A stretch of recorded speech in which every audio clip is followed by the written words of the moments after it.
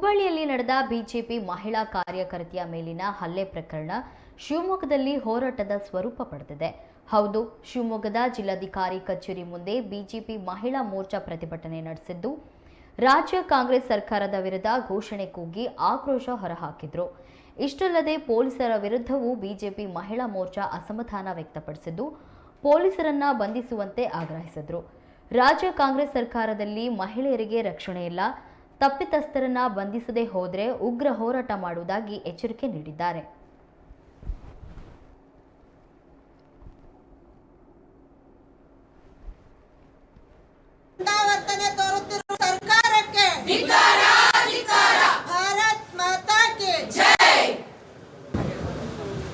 ಎಲ್ರಿಗೂ ನಮಸ್ಕಾರ.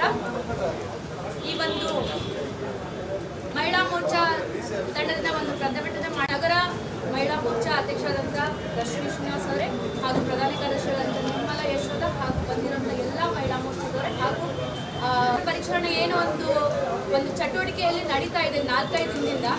ನಮ್ಗೆ ಅನಿಸ್ತಾ ಇದೆ ಇದೇನು ನಾವು ಕೌರವರ ಆಸ್ಥಾನದಲ್ಲಿ ಇದೀವೋ ಏನು ಅಂತಂದು. ಆಕ್ಚುಲಿ ಇದು ರಾಮರಾಜ್ಯನೋ ರಾಕ್ಷಸರ ರಾಜ್ಯನೋ ಗೂಂಡಾ ರಾಜ್ಯನೋ ಒಂದು ಗೊತ್ತಾಗ್ತಿಲ್ಲ. ಏನಿವರು ಮಾನ ಮುಚ್ಬೋದಾಗಿತ್ತಲ್ವಾ? ಅವರು ಮನೇಲಿ ಹೆಣ್ಮಕ್ಳು ಇರ್ತಾರಲ್ವಾ, ಆ ಮಾನ ಮುಚ್ಬೋದಾಗಿತ್ತಲ್ವಾ? ಆ ಮಾನ ಮುಚ್ಕೊಳ್ಳೋ ಇದ್ರಲ್ಲಿ ಅವರು ಹೇಳಿದ್ರಂತೆ, ಕಂಪ್ಲೇಂಟ್ ಕೊಟ್ರಂತೆ. ಕಂಪ್ಲೇಂಟ್ ಆಗೋ ಹಿಂದಿನ ದಿನ 2 ಗಂಟೆಗೆ ಕರ್ಕೊಂಡು ಹೋಗ್ತಾರೆ ಪೊಲೀಸ್ ಸ್ಟೇಷನ್ಗೆ. ಅಂದ್ರೆ ಯಾವ ತರ ಮನಸ್ಥಿತಿ ಇದು? ನೀವು ರಕ್ಷಕರ ನಂಬರ್ದು. ಹಾಗಾದ್ರೆ ಈಗ ದಿನವಿಡೀ ನಡೀತವೆ, ದಿನವಿಡೀ ಎಲ್ಲಾ ಜಿಲ್ಲೆ ಯಾವ ತಾಲೂಕು ಎಲ್ಲೊಂದು ದಿನವಿಡೀ ನಡೀತವೆ. ನಡೆಯುತ್ತೆ, ಕೊಲೆ ನಡೆಯುತ್ತೆ, ದರೋಡೆ ನಡೆಯುತ್ತೆ, ಏನೇನೆಲ್ಲ ನಡೆಯುತ್ತೆ. ಅವ್ರನ್ನೆಲ್ಲ ಹೀಗೆ ಹೇಳಿದ ತಕ್ಷಣ ಅಂದ್ರೆ ಕಾಂಗ್ರೆಸ್ ಎಷ್ಟು ವೈಫಲ್ಯ ಇದೆ ಅಂತ ಗೊತ್ತಾಗುತ್ತೆ. ಅವ್ರು ಹೇಳ್ತಿದ್ದಂಗೆನೆ ಇವ್ರು ಕರ್ಕೊಂಡು ಹೋಗ್ಬಿಟ್ಟು ಈ ತರ ಒದ್ಬಿಟ್ಟು ಬಸ್ಸಲ್ಲಿ ಹೇಳ್ಕೊಂಡು ಹೋಗ್ಬಿಟ್ರಿ. ಇನ್ನೊಂದು ಅರ್ಧ ಅವಧಿ ಇದೆ, ದಯವಿಟ್ಟು ಈಗಾದ್ರೂ ಎದ್ದು ಒಂದ್ ಸ್ವಲ್ಪ ಏನಾಗ್ತಿದೆ ಹೋಗ್ತಿದೆ ಒಂಚೂರು ನೀವು ಗಮನ ಹರಿಸ್ಬೇಕು ಅಂತ ನಾವು ಕೇಳ್ಕೊತೀವಿ. ಬಿಜೆಪಿ ಮತ್ತು ಕಾಂಗ್ರೆಸ್ ಕಾರ್ಯಕರ್ತೆಯರ ನಡುವೆ ಈ ಗಲಾಟೆಯನ್ನ ಅವರು ಈ ಕಂಪ್ಲೇಂಟನ್ನು ಮಾಡಿರ್ತಾರೆ. ಆದರೆ ಕಳೆದ 2 ದಿನಗಳ ಹಿಂದೆ ಅವರನ್ನು ಪೊಲೀಸ್ನವರು ಅರೆಸ್ಟ್ ಮಾಡ್ಲಿಕ್ಕೆ ಹೋಗ್ತಾರೆ. ಅರೆಸ್ಟ್ ಮಾಡಿದ ನಂತರ ಅವರನ್ನು ಯಾವ ರೀತಿ ಅರೆಸ್ಟ್ ಮಾಡ್ತಾರೆ ಅಂತಂದರೆ, ಏನೋ ದೊಡ್ಡ ಆಪಾದನೆ ಮಾಡಿರ್ತಕ್ಕಂಥದ್ದು, ಯಾವುದೋ ಕೊಲೆ ಮಾಡಿರ್ತಕ್ಕಂಥದ್ದು, ಆ ರೀತಿ ಅವರನ್ನು ಈ ಬೂಟ್ ಕಾಲಲ್ಲಿ ಒದ್ದು ಅವ್ರನ್ನ ಈ ವಿವಸ್ತ್ರಗೊಳಿಸಿ ಅವರನ್ನು ಎಳೆ ತರ್ತಾರೆ ಸರ್. ಆದರೆ ಎಳೆ ತಂದಿದ ನಂತರ ಅವರನ್ನು ಅಲ್ಲಿರ್ತಕ್ಕಂಥ ಮಹಿಳಾ ಈ ಪೊಲೀಸ್ಗಳು ಏನಿಲ್ಲ ಅಂದರೂ 5ರಿಂದ 6 ಜನ ಮಹಿಳೆಯರಿದ್ದಾರೆ. ಒಬ್ಬಳು ಮಹಿಳೆಯನ್ನು ಮೇಂಟೈನ್ ಮಾಡ್ಲಿಕ್ಕಾಗಿಲ್ವಾ ಅವ್ರ ಕೈಯಲ್ಲಿ? ಅವರ ಹೊಟ್ಟೆನಾಗಿ ಕಚ್ಚಿದ್ರಂತೆ, ಅವ್ರ ಬಟ್ಟೆನೇ ಹರ್ಕೊಂಡ್ರಂತೆ. ಅಲ್ಲ ಸರ್, ಯಾರಾದರೂ ಈ ಭೂಮಿಯಲ್ಲಿ ಇರ್ತಕ್ಕಂಥ ಹೆಣ್ಣು ತನ್ನ ಬಟ್ಟೆನ ತಾನು ವಿವರಿಸ್ಕೊಳ್ತಾಳ ಸರ್. ಆದರೆ ಇರ್ತಕ್ಕಂಥ ಸಿಚುವೇಶನ್, ಒಬ್ಬ ಪೊಲೀಸ್ ಬಂದು ಒಂದು ಅಧಿಕಾರಿನ ಅರೆಸ್ಟ್ ಮಾಡ್ತಾರೆ ಅಂತಂದ್ರು ನಾವು ಅದನ್ನು ವಿರೋಧಿಸ್ತೀವಿ, ಒಂದಿಷ್ಟು ಬೇಡ ಅಂತ ಹೇಳೋಂಥ ಪ್ರಯತ್ನಗಳನ್ನ ಮಾಡ್ತೇವೆ. ಆ ಸಮಯದಲ್ಲಿ ಇವ್ರು ಏನೇನು ಮಾಡಿರ್ತಾರೆ ಅನ್ನೋದು ನಮಗಂತೂ ಗೊತ್ತಿಲ್ಲ. ಆದರೆ ಆ ಸ್ಥಿತಿಯಲ್ಲಿ ಆ ಹೆಣ್ಣು ಮಗಳು ಹೊಟ್ಟೆನಾಗಿ ಕಚ್ಚಿರ್ಬೋದು, ಇನ್ನೊಬ್ರು ಬೂಟ್ ಕಾಲಲ್ಲಿ ಒದ್ದು ಈ ಕಲೆ ತಂದಿರ್ತಾರೆ ಅಂತಂದರೆ ಆ ಸಮಯದಲ್ಲಿ ಆ ಹೆಣ್ಮಕ್ಳುಗಳು ಯಾವ ರೀತಿ ಅವ್ರಿಗೆ ಹಿಂಸೆ ಮಾಡಿರಬೇಕು ಅಂತೇಳಿ. ಆದರೆ ಎತ್ರ ನಾರ್ಯಸ್ತು ಪೂಜ್ಯಂತೆ ರಮಂತೆ ತತ್ರ ದೇವತಾ, ಎಲ್ಲಿ ನಾರಿಯನ್ನು ಪೂಜಿಸ್ತಾರೆ ಅಲ್ಲಿ ದೇವತೆಗಳು ನೆಲೆಸ್ತಾರಂತೆ ಸರ್. ಆ ರೀತಿ ಬೆಳೆದು ಬಂದಂತಹ ದೇಶ ಸರ್ ನಮ್ಮದು. ಇಂತಹ ದೇಶದಲ್ಲಿ ಹಾಗೆ ಹೇಳಿದರು, ಕೌರವರು ಪಾಂಡವರ ಯುದ್ಧದಲ್ಲಿ ಈ ವಿವಸ್ತ್ರಗೊಳಿಸಿದ್ರು ಅಂತೇಳಿ.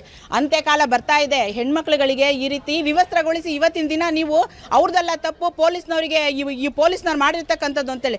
ಪೊಲೀಸ್ ಟ್ರೈನಿಂಗಲ್ಲಿ ನಿಮಗೇನು ಕೊಟ್ಟಿರ್ತಾರೆ? ಒಂದು ಮಹಿಳೆನ 5ರಿಂದ 6 ಜನ ಮಹಿಳೆಯರು ನಿಮ್ಮ ಕೈಲಿ ಕಂಟ್ರೋಲ್ ಮಾಡ್ಲಿಕ್ಕೆ ಆಗಲಿಲ್ಲ ಅಂತಂದರೆ ನೀವು ಯಾತಕ್ಕಿರ್ತೀರಿ?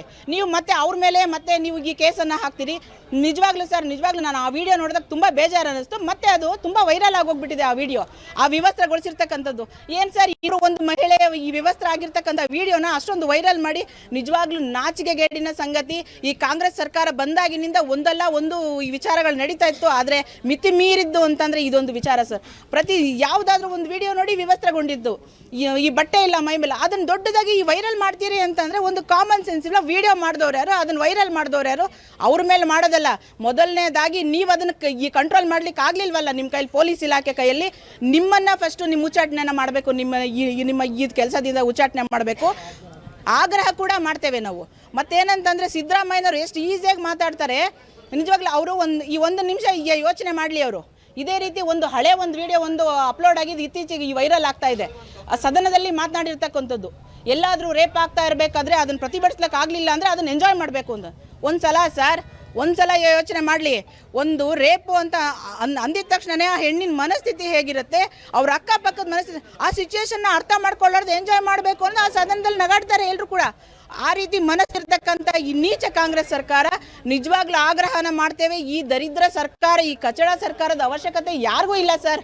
ಮುಂದಿನ ದಿನಗಳಲ್ಲಿ ಈ ನಿಜವಾಗ್ಲೂ ಈ ಯಾರಾದರೂ ವೋಟ್ ಹಾಕ್ತಾರೆ ಅಂತಂದರೆ ಯಾರೋ ದುಡ್ಡಿಗೆ ಆಸೆ ಪಟ್ಟು 2,000 ರೂಪಾಯಿ ಆಸೆ ಪಟ್ಟು ಅಂತೇಳಿ ಹಾಕ್ಬೋದು ಕೂಡ.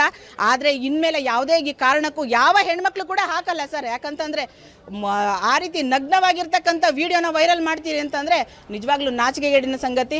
ಇನ್ನು ಗೃಹ ಮಂತ್ರಿಗಳಂತ ಹೇಳಂಗೆ ಇಲ್ಲ, ನನಗೆ ಗೊತ್ತಿಲ್ಲ, ನಾನು ನೋಡ್ತೀನಿ, ನಾನು ಮಾಡ್ತೀನಿ. ಮಾಡಿ ಸರ್, ನಿಜವಾಗ್ಲೂ ನಾವು ಇವತ್ತಿನ ದಿನ ಹೇಳ್ತೀವಿ.